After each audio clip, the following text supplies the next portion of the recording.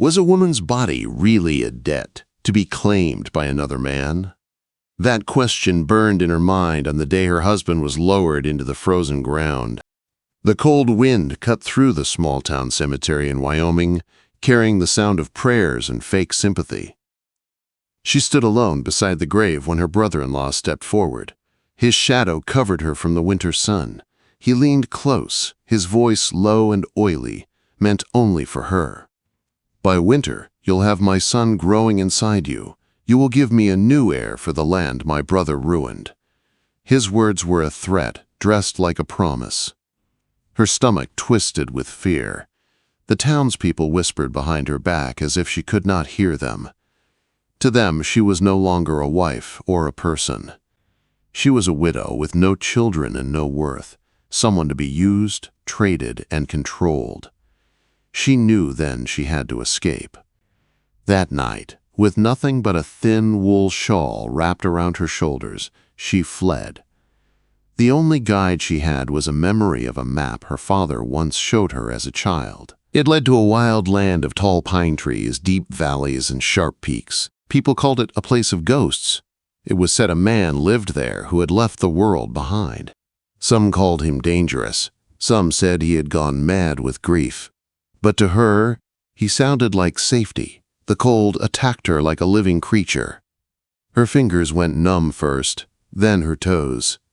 The wind stung her face as she walked deeper into the mountains. Snow covered the ground, soft at first, then deep enough to hide her steps. The trees around her seemed to move, blurring through her tired eyes. She had not eaten in days. She could barely feel her body anymore. Her legs gave out and she fell into the snow.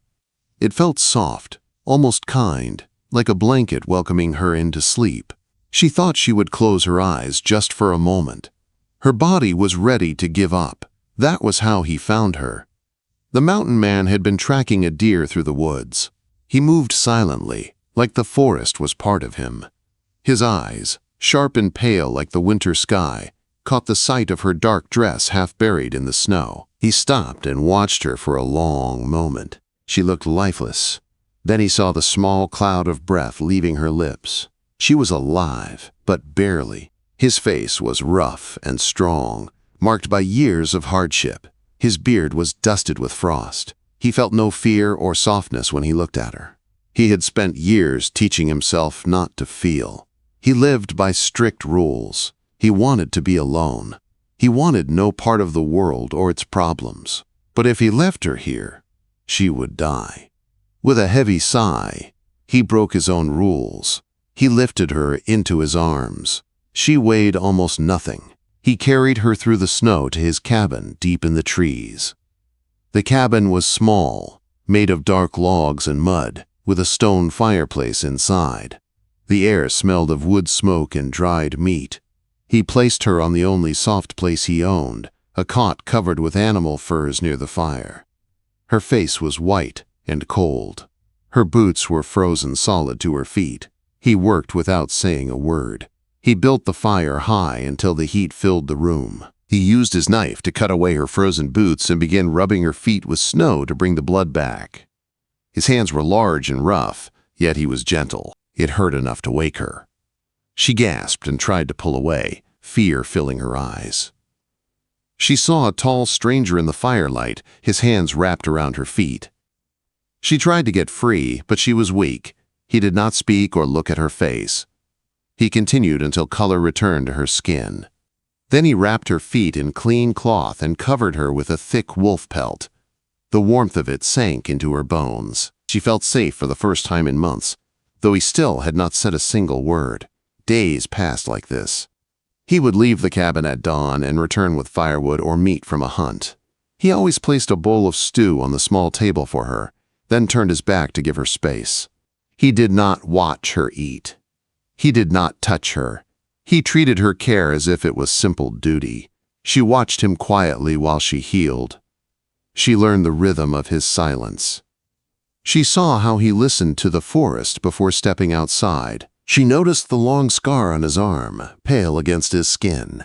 His movements were calm and careful. He lived like a man who had spent a long time trying to keep pain out of his life. One night, the wind outside howled and shook the cabin window. The cold slipped through the cracks, and she began to shiver.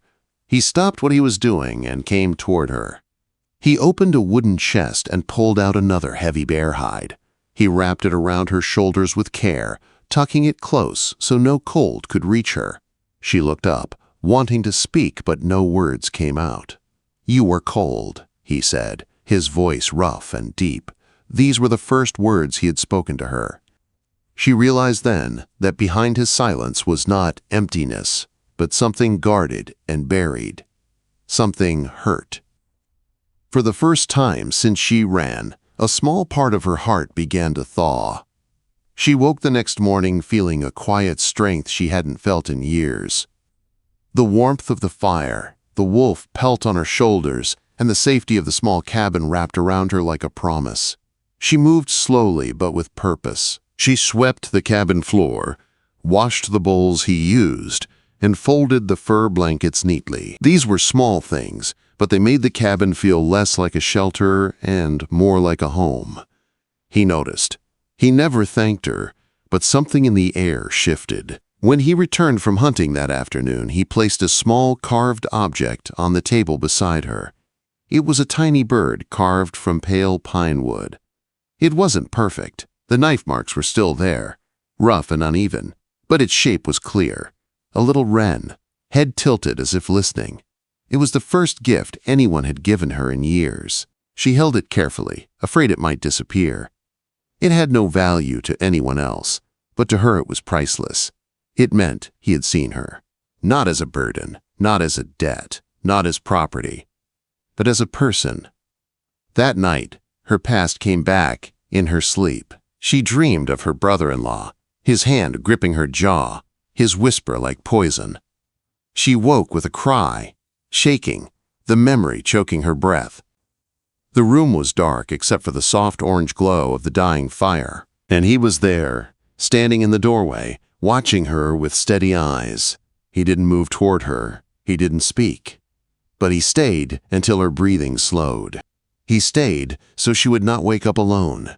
The next morning, she caught him watching her scar when her sleeve slipped, a thin white line on her wrist from a childhood fall.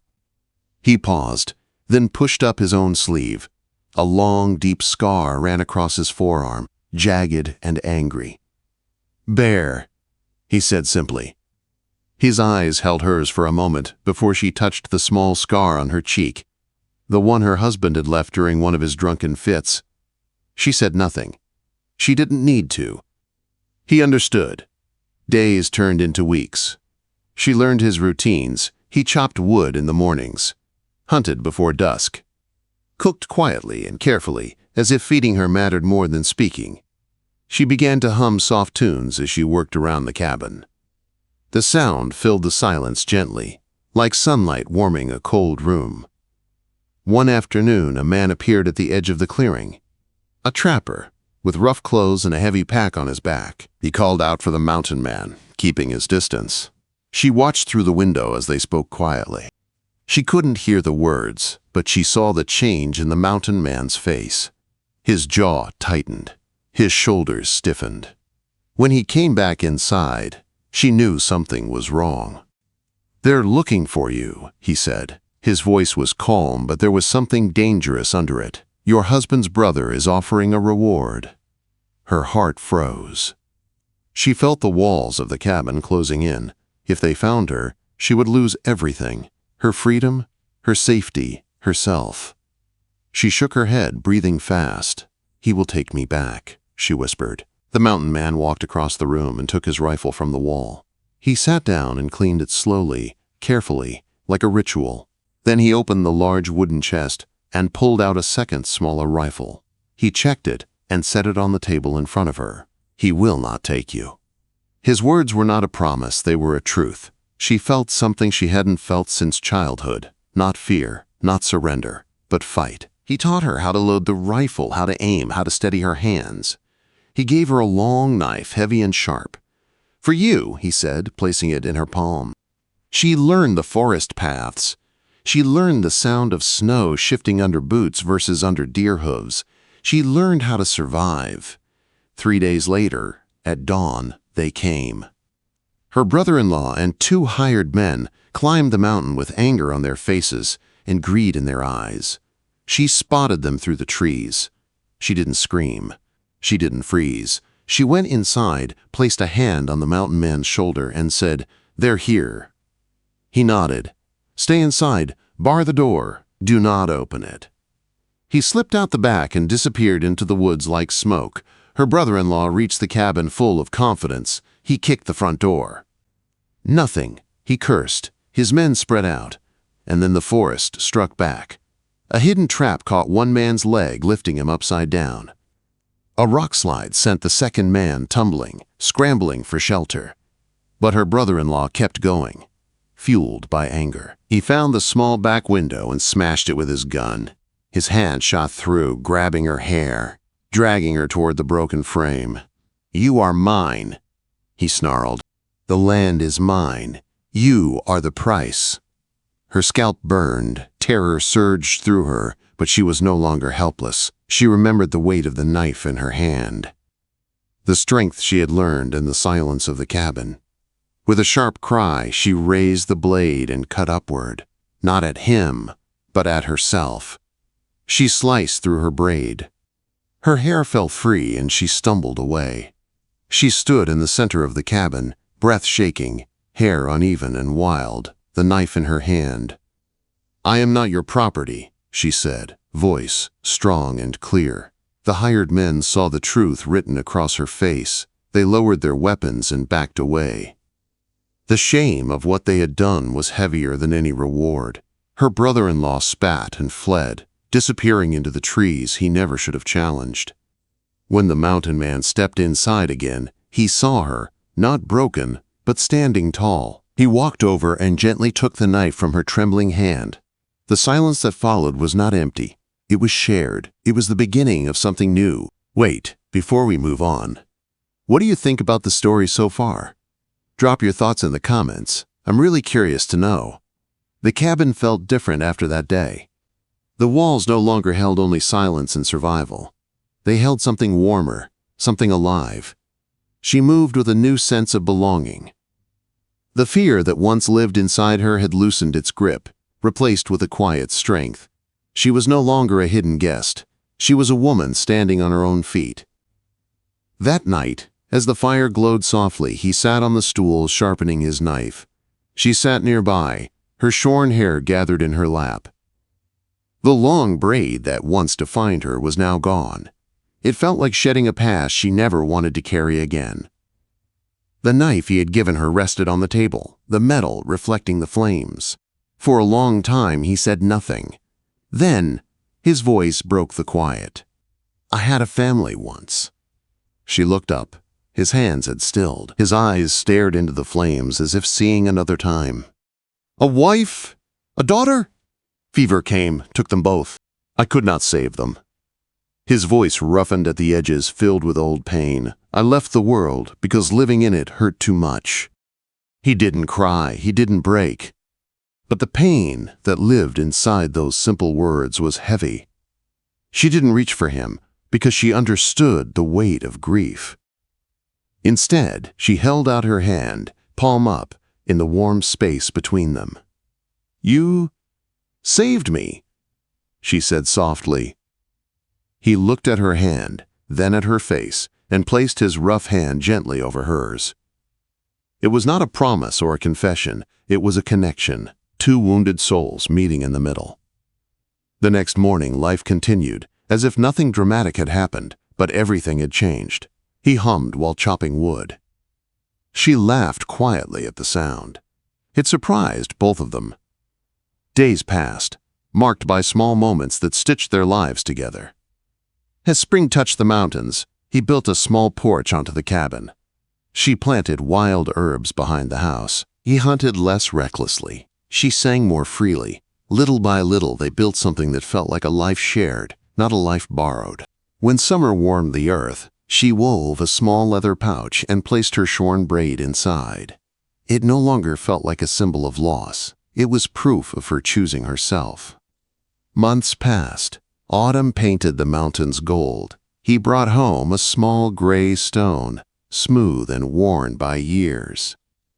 "It belonged to my daughter," he said, placing it gently on the cot beside her. "I kept it for her, for memory." His voice shook. "I think she would want it here now." She held the stone to her heart. It was heavy with love, not loss. By winter, the cabin was stronger. The porch stood firm against the snow. A garden rested under the frost, ready for spring. And inside, the fire burned bright. She sat near the hearth, her hair now grown long enough to braid again. Woven into it was the tiny carved wooden bird he had given her on the day she first felt seen. She hummed as she mended one of his shirts, the same way she had done the first time, but now with peace instead of fear. He stepped onto the porch, whittling a new carving. It wasn't a bird this time. It was a wolf, strong and proud. Two real wolves stood at the edge of the clearing, watching quietly. They were no longer symbols of loneliness. They were guardians of a home. She looked at him through the window. The man who once lived with only ghosts now had warmth in his eyes. A man who once believed he had lost everything was building again. Piece by piece, they had created something the world had never given either of them. A home. That night, snow fell gently outside, soft and pure. The flames danced inside the cabin, casting a warm glow. She sat close to him, their shoulders touching. There were no promises spoken, no grand confessions. Their silence was full, not empty. He turned to her, his voice warm for the first time.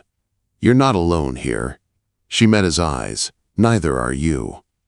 Outside, the wolves settled near the porch, keeping watch. Inside, two hearts, once broken, once lost, found their place in the quiet mountains. In the end, the world hadn't saved them. They saved each other.